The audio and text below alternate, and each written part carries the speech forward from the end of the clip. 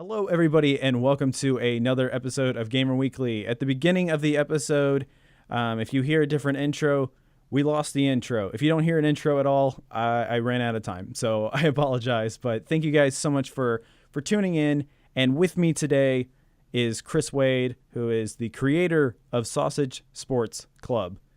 Chris, thank you so much Hi. for coming on. Hi. Thanks for having me. So, for those that don't know what Sausage Sports Club is, Chris, how would you best describe it? So Sausage Sports Club is a physics sports game about adorable floppy animals playing a bunch of different sports. That's the elevator pitch. And it's all couch co-op game too. Yeah, it's all local multiplayer. You can play with up to 8 players. And you can also, if you don't have 8 players or even 2 players, you can play. There's like a single player or co-op adventure mode that goes up to 4 players. Yeah. So is there a story to the game?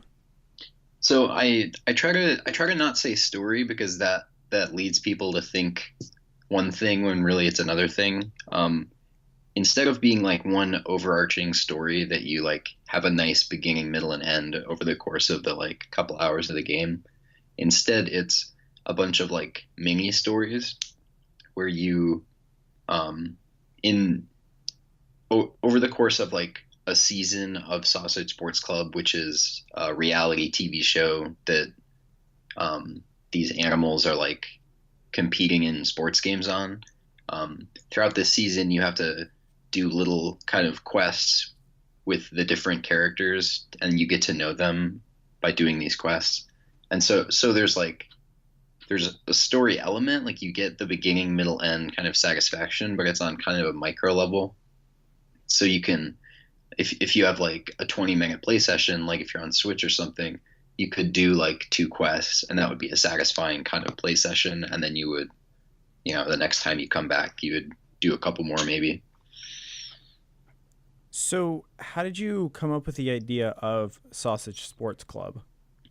Um, so about 2 years ago or something like that, I was watching highlight reels on YouTube of real sports, like football players doing like touchdown dances and doing like crazy catches and like flips into the end zone or whatever. And I that was like inspiring me, and I was thinking like, man, athletes are so cool and graceful and like do all these crazy stunts. But video games usually only let you have control over your body with like one stick, and maybe you can jump, and that's like a button. So there's not really like a deep analog level of control. And so I was like, I'm gonna try to make this. Like I'm gonna try to make some game that lets you have like more full physical control of your body. And very soon after I started prototyping, it got very silly. And I had these, like floppy. At the time, it was um, like a sausage man. It wasn't even like an animal. It was just like a man that looked like a hot dog. And he was flopping around. And I started laughing. And I showed some people, and they started laughing. And I just kind of followed it from there. I like that it was something that was intentionally going to be something very serious, Yeah. and then it just completely strayed away into what it is now. Yeah. I mean, it kind of makes sense, like that I would um, be trying to like achieve this like really incredibly hard thing that people have probably been trying to do for like 30 years of making games, and realize like, oh, actually this is hard. Like what's like the easier thing that's like on the way to that I could do. And it was to make floppy dogs and animals playing sports together. That it turns out to have been that, yes. And so, why did you choose to use Unity over the other game engines? Oh, that's a good question.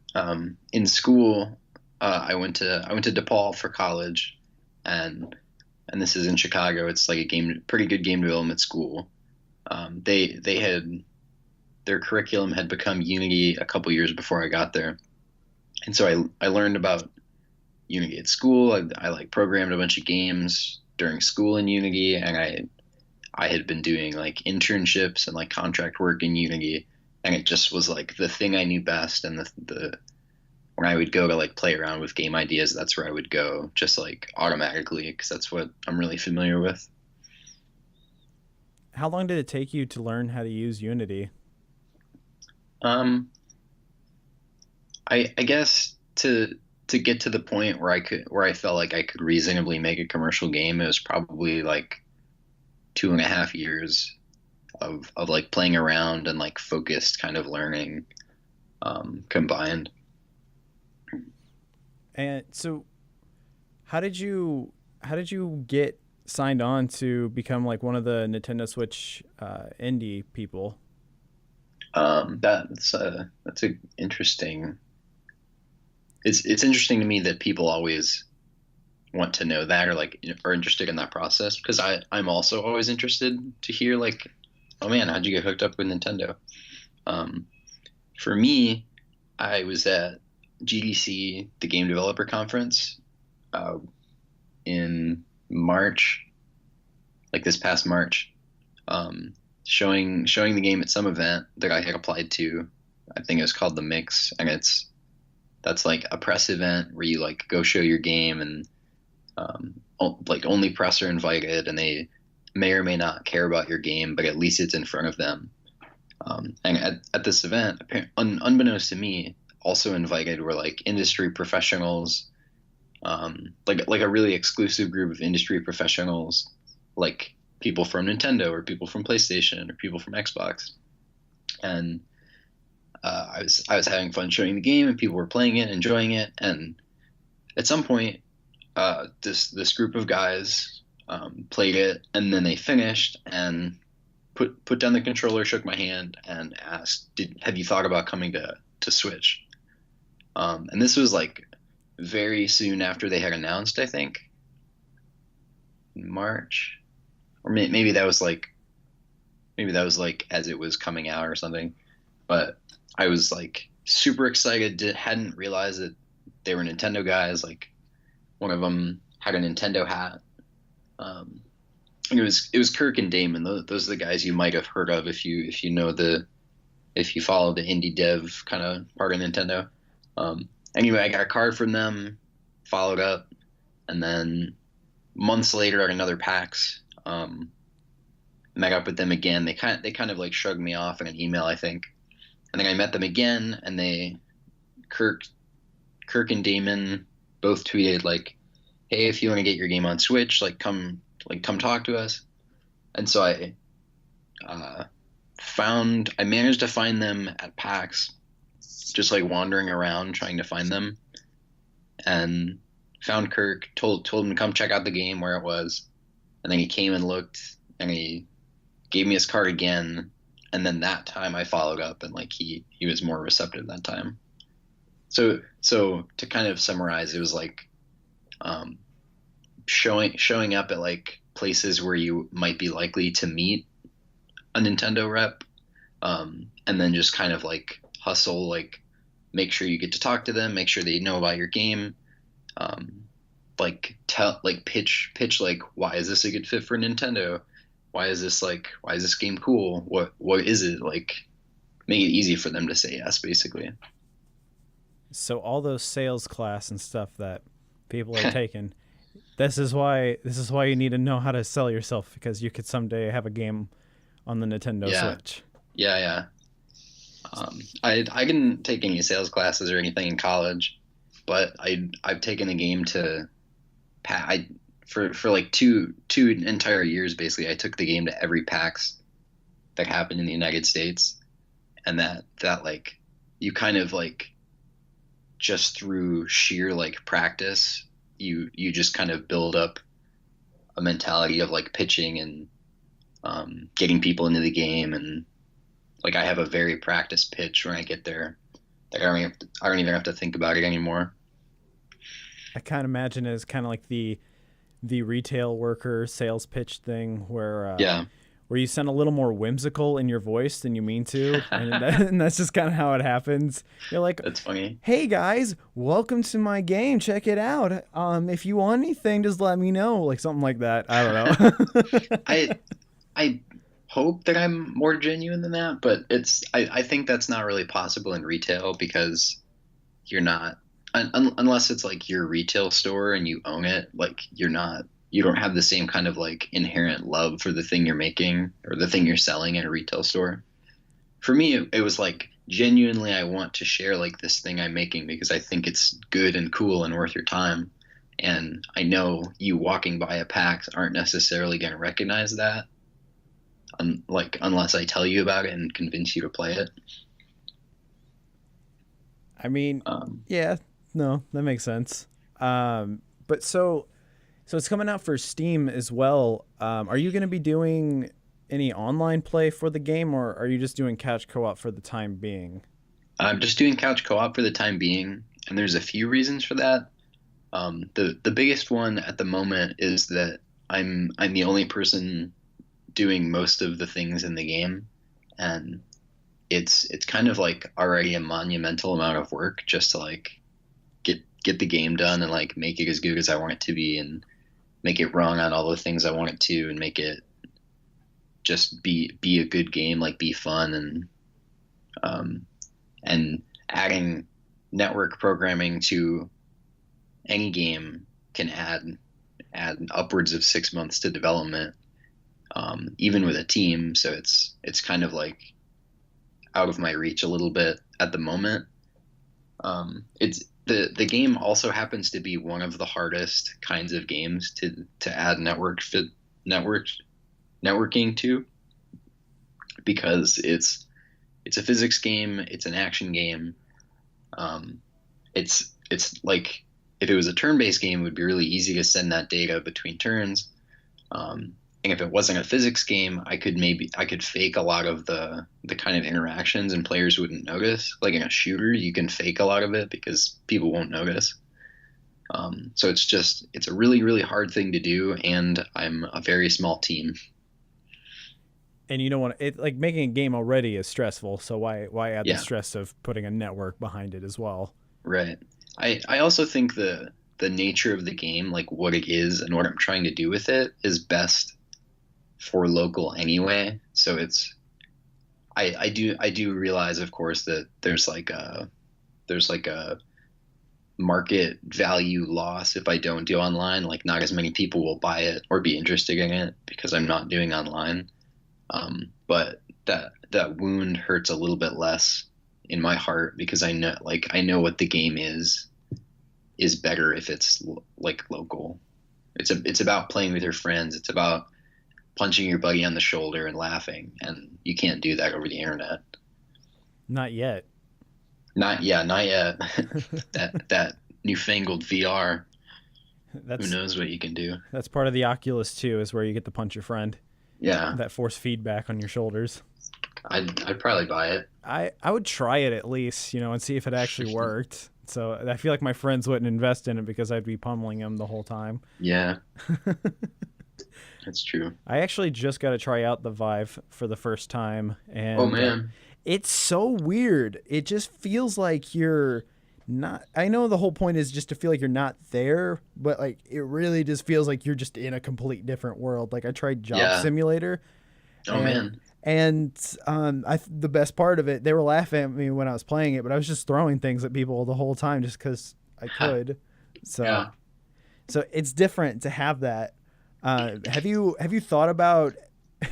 I know this is maybe like way down the line, but have you thought about making Sausage Sports Club a like a VR game at some point, just having their head flop around? I feel like it kind of make people nauseated a little bit, but Right.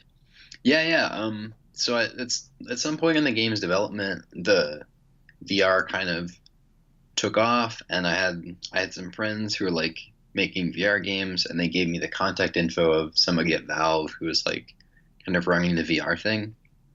And I told them about the game, told them I was interested in VR, and that I wanted to investigate if it would be a good fit with the game, and that was enough for them to send me a kit. So I got a Vive, and I did try out VR with the game, and I tried a few different things, and all of them were terrible. Um, so the one thing that I thought actually might be interesting to do with the game is to have a player be allowed to kind of sit next to the arena and watch the match happen. Just kind of like a spectator cam where you're like kind of gigantic and you can lean over the match or whatever. And maybe you could even pick up characters and move them around. But it just like wasn't that interesting. And it felt like a tacked on thing, and so I just didn't really pursue it beyond that.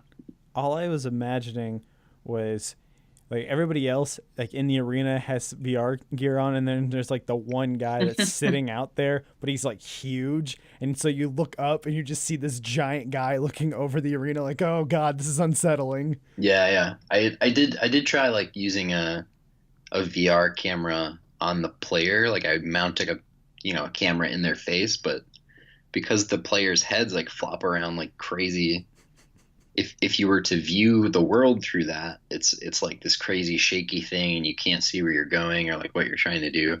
And it would make people violently ill. It's kind of like the Cloverfield effect, basically. Yeah, yeah. But all the time and like full like 180 degrees. It's rough. I would like to play it just to see how that Yeah. whole experience would go, but I know that I would probably end up hurling like 5 minutes into it, Yeah. because that's how that God, well, it wasn't a VR game, but it was Prey, like the very first Prey. It would just keep flipping you around and stuff, and after a while, you're like, I don't feel so good. And even the people that made the game were like, oh, we should have brought barf bags. People seem to be getting nauseated by it. It's like That's funny. if that wasn't intentional, you need to go back and maybe change that. But Yeah. But yeah, no, a game that purposely makes you nauseated, I think that'd be a lot of fun to see happen. How long can you last in Nausea Simulator 2018? Oh, I think I could probably last 2 minutes and then, just be laying on the floor for the rest of the night going like, why did I do that? I knew that was a bad idea. I'm super susceptible to like VR sickness, so I would not last very long. I haven't played anything that's been too crazy for VR. Yeah. I always feel like I'm going to trip on the wire because it seems like you're kind of plugged into the Matrix when you're using the Yep. Vive. And Yep. the guy at the store was like, oh, here, let me get that wire for you because I could feel it. And I was like, I'm glad I don't have one of these myself because I probably would have just fallen on my face and broke it. Oh yeah. So hopefully the warranty on a Vive is, good, or else, you're kind of just stuck with garbage. That I think that wire is pretty thick. Like I don't know how wide around it is, but it'd be tough to tear that. I wonder how many VR scars there are. Just like these big like goggles just smashed in people's faces and stuff. Yeah. I mean, Have you seen the game Gorn? oh, is that the one with the Vikings and stuff where you can like rip people's limbs off and just kind of like Yeah.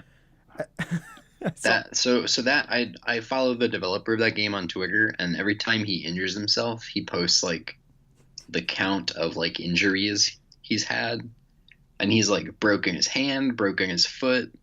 He's had like cuts along his face. He's like broken TVs and fans, and it's crazy.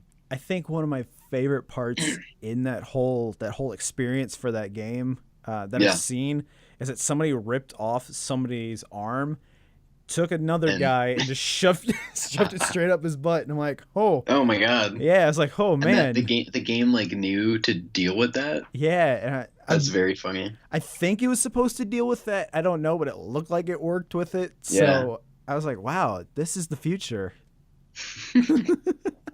It's funny. It's fun. It's funny that you bring up VR because once Sausage Sports Club is over, like once I finish the game, I've accepted a job at Alchemy Labs, the people that make Job Simulator. So I'm gonna go work with them on their next VR game. Ooh. Yeah, should be fun. You should totally lie about what the game is, and then when it's actually released, everyone's going to be like, Oh, funny. wait a minute. Hey guys, we're working on Half-Life 3. Really? Yeah, look at this. And it's just like a floppy, like Half-Life like mod going on. That would be awesome. I'd play it. My standards aren't exactly the highest for playing games, but I'd play it no matter what. I'm I don't have any good jokes for it. I'm thinking of like Rick and Morty Szechuan sauce game or something. You mean they're gonna only have 20 copies of the game? Yeah, I don't I don't have any insightful joke. Man, that I like Rick and Morty. That whole situation, that was just a disaster. I don't know what they were thinking for that. I don't think they should have actually came out with anything for that. They should have just ignored that whole thing even happened. If you're only gonna have 20 packets per location, like why bother? There wasn't even one near me. Yeah. Like, how am I supposed to? I just love that everyone's making fun of that whole thing. Even as someone that likes Rick and Morty, I love that there is like a following of people making fun of like the people that are way too into Rick and Morty. Yeah. Like, I think the concern was like a bunch of Rick and Morty fans were like harassing McDonald's employees who like aren't responsible for like the mishap or whatever. people were thinking they were storing some in the back. So like, hey, Yeah. nothing's back there. Right. It's like we don't care about this Szechuan sauce. We just are trying to get paid. Like, please stop chanting at us. Like, my job sucks enough as it is. Please leave Right, me alone. yeah. It's like going to a phone store and they're out of like a phone. It's like they're not the creators of the phones and they're not working on the phones in the back. It's Right. just guys, selling products. That's it. Yeah. But yeah, so Sasha Sports Club. Yeah, we can round it back. We'll round it back. So everything revolves around Sausage Sports Club. I'm moving my arms for some reason, and it's like it doesn't even work for this. It's all audio. I talk with my hands a lot too. If you actually met me in person, it'd just be a lot of just random flailing around. It would kind of look like Sausage Sports Club, but instead of my head, it'd be my arms. So That's good. So when does the game come out? I'm hoping for this fall. I'm in cert right now with Nintendo, but the fall season looks pretty busy. So if my next couple cert passes don't succeed, I might have to push back a little bit farther. But there's no like official date yet. Just keep going onto the store every single day and just hoping that it's there. That won't happen. I will definitely announce the date in advance. At least a couple weeks. So you don't get to choose when a game comes out. They choose it, basically. It's a little bit weird. Like in my case specifically, I really want the game to be done, and I'm also really bad at predicting when I will finish it. So I keep saying a date as like a deadline for myself, but I also tell my Nintendo rep because they ask me, and then if I miss that date, then I have to like push it back, and it's kind of become like, and the other thing is the certification process isn't the team that does cert is of a fixed size, and so only so many games can go through it at once. And so if I say I'm coming out this date, then then on their end they say, okay, cool, we're gonna like arrange our timeline of games coming out so that you can be in cert when you need to be for the game to come out. But if I push back, if I push back 2 weeks, then I'm suddenly like on top of other people, on top of other people's cert time. So if that happens, then they're gonna be like, hey, we don't have room for you. We need to push you back like a little bit more. And so that's kind of where I'm at. Eventually, the game will come out. Oh, of course, it will definitely come out. The absolute worst case scenario is like Q1 next year, but that's like the worst case for sure. As long as we don't run into like, no offense to the guys that I'm about to mention because I love their games, but hopefully it doesn't turn like an Owlboy or a Cuphead situation where it's 10 years later and the game's finally out. That will certainly not happen. I am so ready for this game to be done. I like it a lot, and I think it's really cool and really good, but also I want to not be working on it anymore. Because you want to move on. Yeah, I'm ready to move on. Unlike those people who make Cuphead and Owlboy, they like kind of revel in that ability to polish a thing for a very, very long time.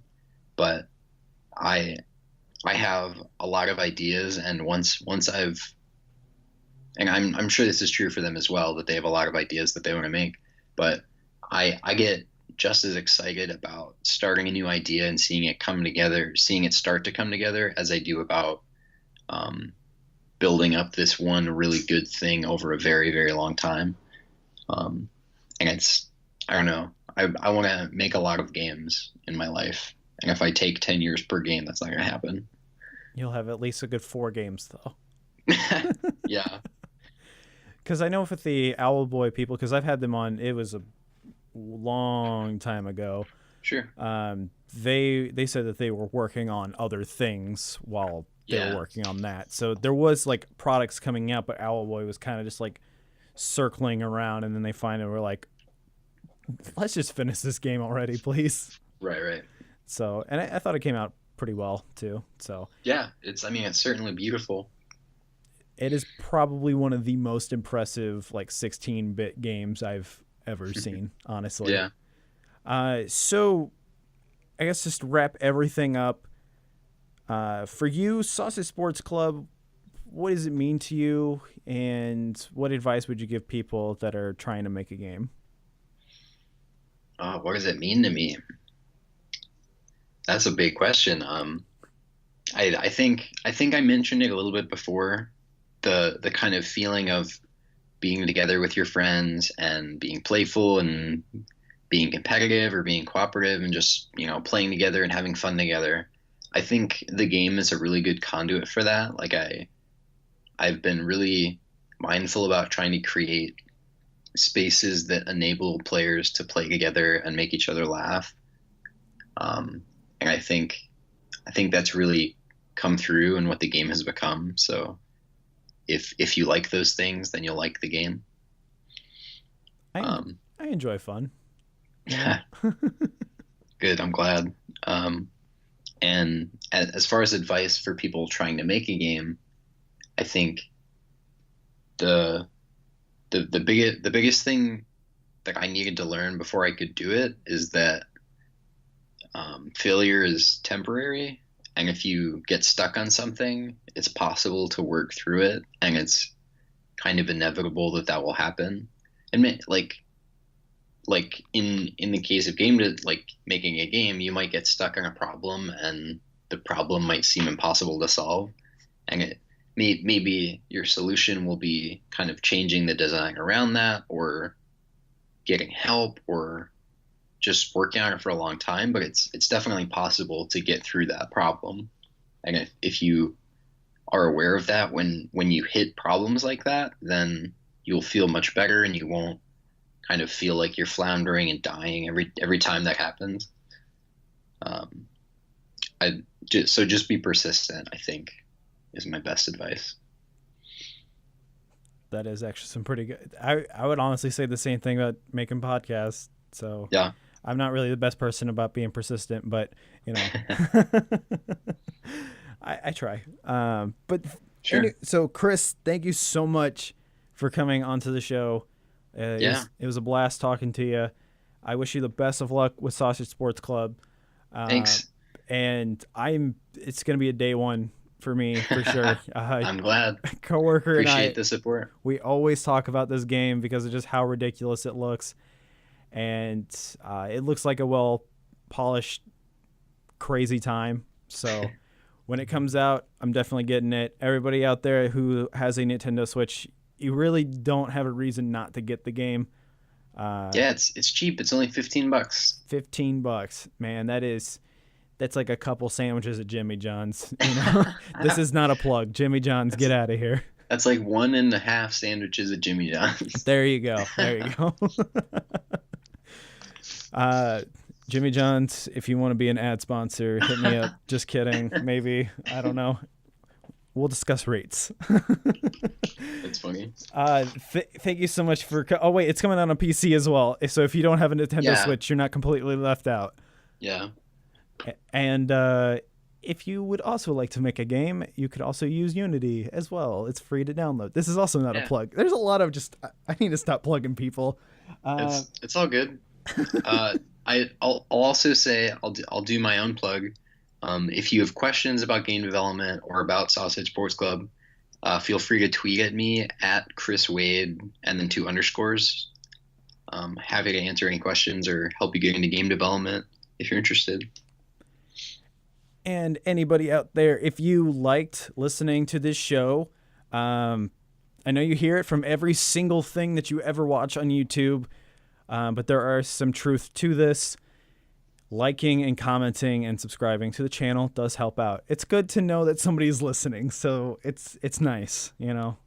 If you hate the show, you can put that in the comment too. I'm just gonna cry a little bit when I read it, but you know, whatever. Don't put that in the comments. Comment nicely, even if you don't like it. Hey, good effort. Thumbs up. Like, oh, thanks. I don't know how to take that. Yeah, that's definitely a backhanded compliment. You tried. Oh, okay. Yeah. Thanks. Well, yes. If we get up to, we're still not at 100 subscribers, but if we do, I can change the link to YouTube, so it can actually be /GamerWeekly instead of / just like whatever they smashed into the keyboard at the time. So Nice. we got a goal, everybody. Let's reach for goals today. Chris, thank you so much for coming onto this show. And Thanks. Once again, everybody, buy the game. Thanks, Justin. Thank you guys so much for listening. And have a nice day. Be weird. Go do something outside until the game comes out.